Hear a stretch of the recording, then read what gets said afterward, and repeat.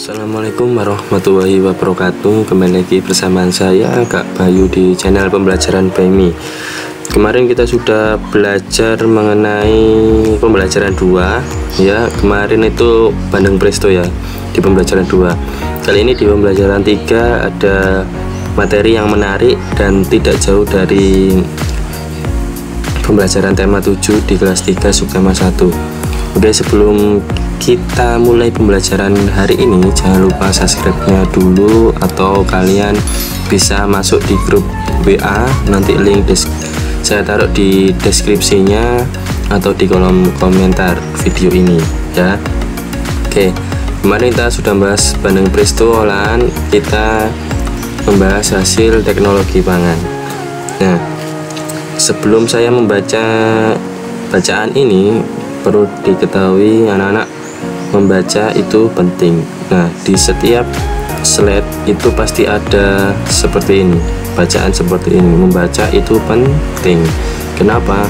Karena dengan membaca anak-anak bisa menambah wawasan ya, menambah ilmu pengetahuan ya. Kenapa Pak Bayu bilang seperti itu? Kita harus belajar seperti kita bermain game ya. Selama kita bermain game, pasti kita dari level yang pertama. Belajar juga seperti itu ya. Kita harus belajar dari level yang terendah atau level dasar atau level pertama.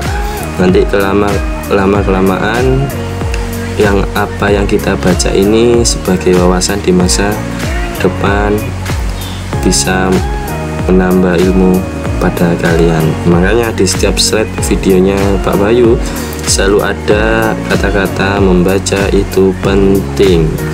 Kalau kalian rajin membaca, semua soal, semua materi pasti bisa dikerjakan dengan mudah. Nah, kalau malas membaca terus disuruh ngerjain, pasti tidak paham karena membacanya belum sampai lengkap. Seperti itu ya.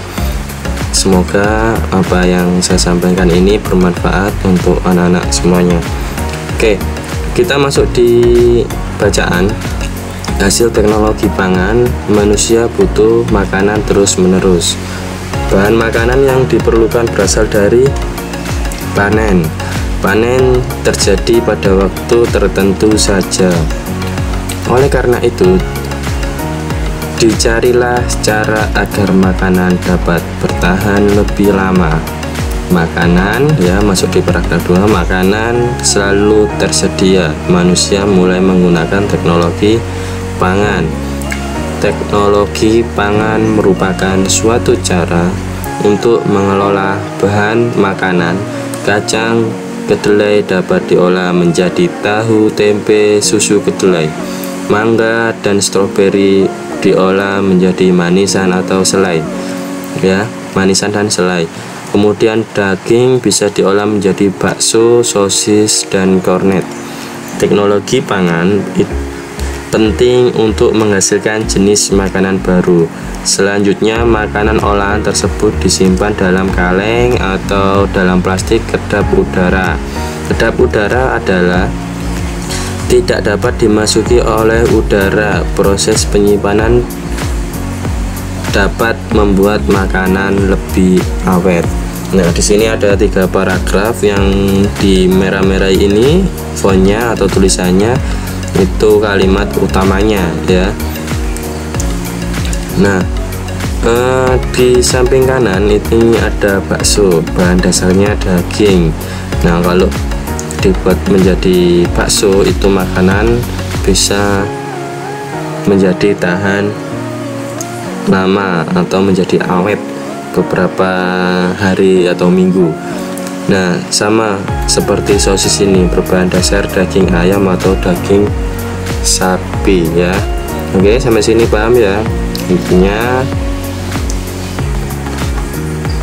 teknologi pangan bahannya bisa dari hasil pertanian dan hasil peternakan.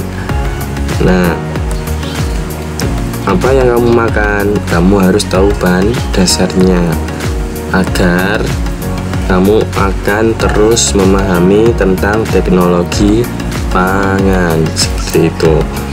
Sebetulnya Pak Bayu kalau menjelaskan di kelas atau di slide seperti ini, saya berusaha menjelaskan sedetail mungkin agar anak-anak paham, tapi anak-anak juga harus mengimbangi dengan cara membaca setiap hari agar apa yang Pak Bayu sampaikan mudah dipahami oleh anak-anak.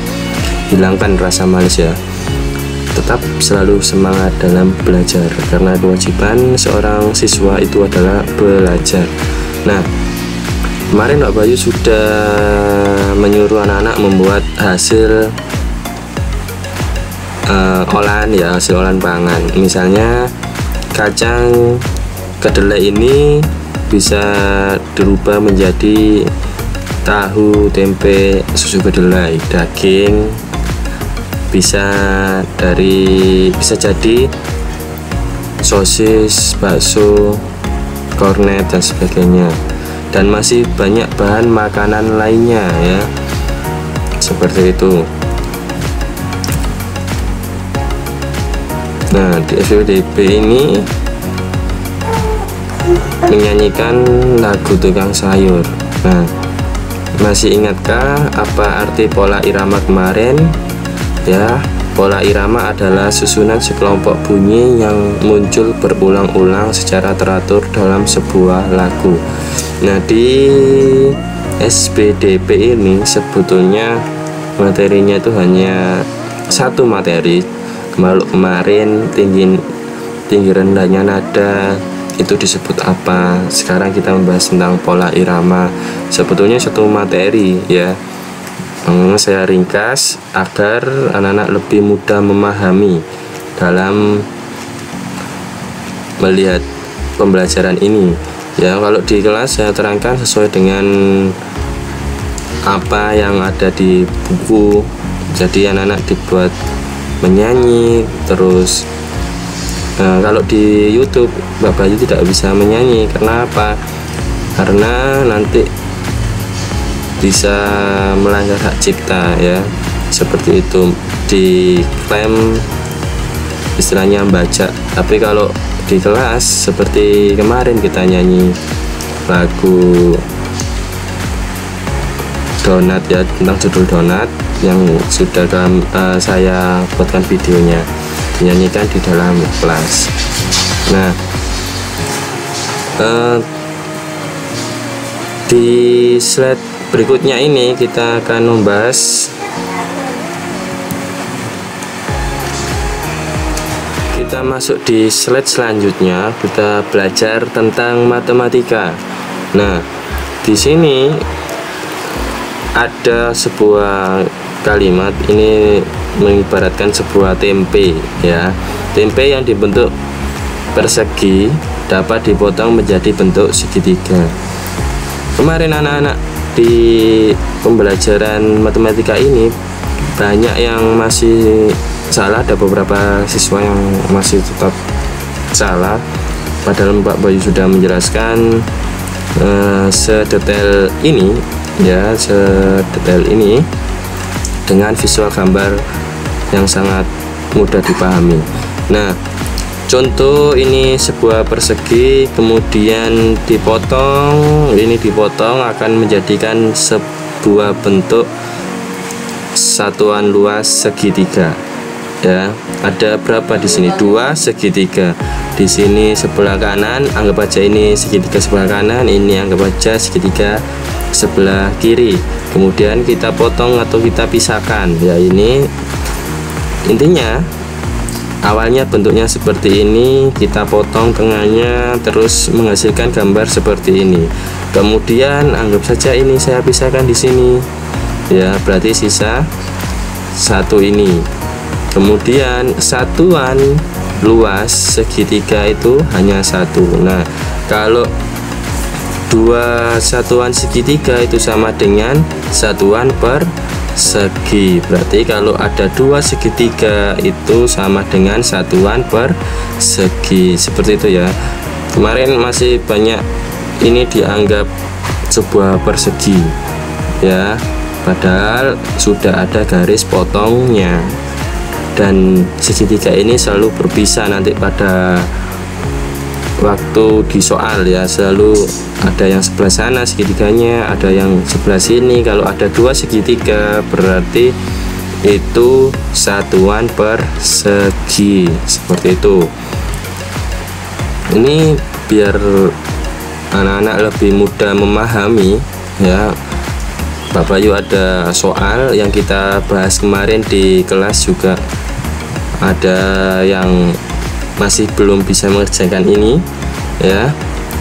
Di nomor 1 ini, anggap aja nomor 1 ya, ada berapa satuan persegi? Kita coba hitung 1, 2, 3, 4. Nah, ada 2 satuan segitiga ya. Coba lihat di slide sebelumnya. Kalau ada 2 satuan segitiga berarti sama dengan satuan persegi.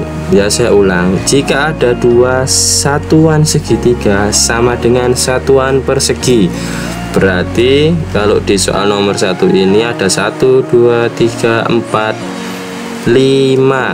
Kenapa kok menjadi 5? Karena ada 2 satuan segitiga, berarti sama dengan 1 satuan persegi. Seperti itu ya, paham ya? Kita coba nomor 2 ya. Ini ada berapa tadi? 1, 2, 3, 4, 5 satuan persegi. Saya ndak nulis di sini, barangkali ada Bapak Ibu guru yang membutuhkan untuk screenshot atau bahan ajar, bisa di screenshot ya, agar anak-anak bisa berlatih, atau bisa lihat di bukunya juga ada. Kemarin saya juga screenshot di buku paket seperti itu. Kita lanjut di nomor 2. Ini ada 1, 2, 3. Ada berapa? 1, 2, 3, 4, 5 juga, karena di sini ada 4 satuan segitiga. Berarti kalau 2 satuan segitiga itu sama dengan 1 persegi, berarti ini ada 2 satuan persegi, berarti ini juga jawabannya 5, nomor 2. Nah, di sini ada berapa? Nomor 3 ini 1, 2, 3, 4, 5. Ada 2 satuan segitiga, jadi jawabannya 6 ya, yang seperti ini. Nah, di bawah ini anggap aja ini nomor 4 ya, ada 1, 2, 3, 4. Nah, di tengah-tengahnya ini meskipun ada persegi di garis ini ya, anggap aja ini 2 satuan segitiga ya, berarti jawabannya 5 satuan persegi. Ini berapa? 4, 1, 2, 3. Di sini ada 2 satuan segitiga, berarti apa? 1 satuan persegi ya, ada 4. Ini ada 7 karena kotaknya ini perseginya ada 6, terus tambah 2 satuan segitiga, jadi satuan persegi ya, jadi ada 7. Seperti itu ya, mudah dipahami. Kalau tidak jelas, kalau kurang paham, coba videonya diulang-ulang terus. Tetap semangat dalam belajar. Jangan lupa like, komen, dan subscribe-nya agar anak-anak mudah memahami apa yang saya sampaikan. Jika suka atau jika manfaat, coba like videonya. Terima kasih Pak Bayu, mohon maaf jika ada salah kata yang kurang berkenan. Terima kasih. Assalamualaikum warahmatullahi wabarakatuh.